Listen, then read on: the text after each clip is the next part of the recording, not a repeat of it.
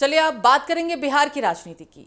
बिहार की राजनीति में विधानसभा चुनाव से पहले अब हर सीट प्रतिष्ठा पर सवाल बनती जा रही है। खासकर पटना की बांकीपुर विधानसभा सीट, जहां होने वाला उपचुनाव सिर्फ एक सीट का चुनाव नहीं बल्कि इसे एनडीए और विपक्ष के बीच ताकत की पहली बड़ी परीक्षा के तौर पर देखा जा रहा है।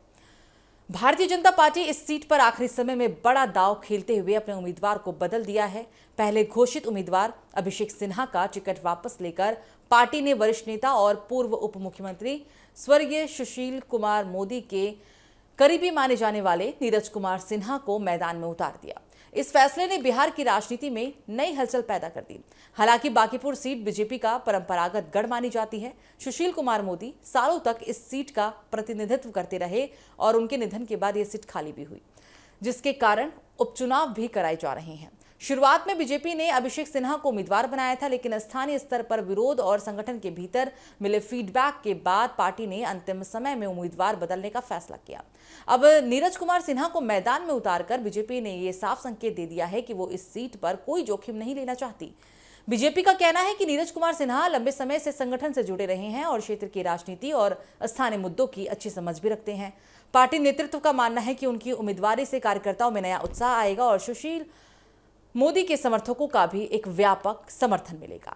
और यही वजह है कि उम्मीदवार बदलने का फैसला भले ही अंतिम समय में लिया गया हो, लेकिन इसे पूरी रणनीति के साथ उठाया गया और कदम भी माना जा रहा है। तो दूसरी ओर इस उपचुनाव ने विपक्ष को भी सक्रिय कर दिया है।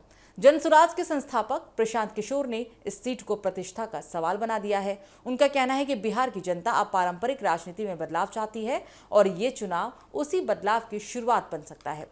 जनसुराज लगातार क्षेत्र में संपर्क अभियान चला रहा है और बीजेपी और अन्य दलों की नीतियों पर सवाल भी उठा रहा है। अब ऐसे में मुकाबला पहले की तुलना में कहीं ज्यादा अधिक दिलचस्प होता हुआ दिखाई दे रहा है।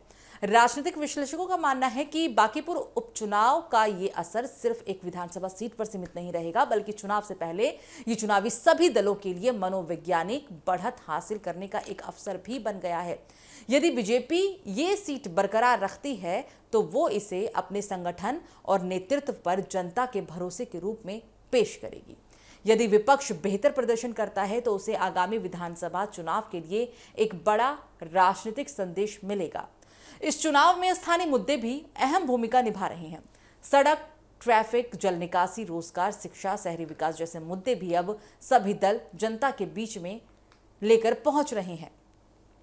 बीजेपी विकास और सुशासन के एजेंडों के साथ मैदान में है, जबकि विपक्ष सरकार की नीतियों पर महंगाई, बेरोजगारी जैसे मुद्दों को लेकर हमला बोल रही है। अब सभी की निगाहें चुनाव प्रचार पर टिकी है। बीजेपी के वरिष्ठ नेता लगातार बांकीपुर का दौरा कर रहे हैं, जबकि विपक्ष भी अपनी पूरी ताकत झोंकने की तैयारी में है। माना जा रहा है कि आने वाले दिनों में ये सीट बड़े नेताओं की रैलियों और तीखे राजनीतिक हमलों का केंद्र बनने वाली है। अब सबसे बड़ा सवाल यही है कि क्या उम्मीदवार बदलने का बीजेपी का फैसला चुनावी तौर पर सही साबित होगा? क्या नीरज कुमार सिन्हा की परंपरागत सीट बचाने में ये सफल हो पाएंगे, या फिर विपक्ष इस उपचुनाव को बड़ा राजनीतिक संदेश देने का एक माध्यम बना देगा?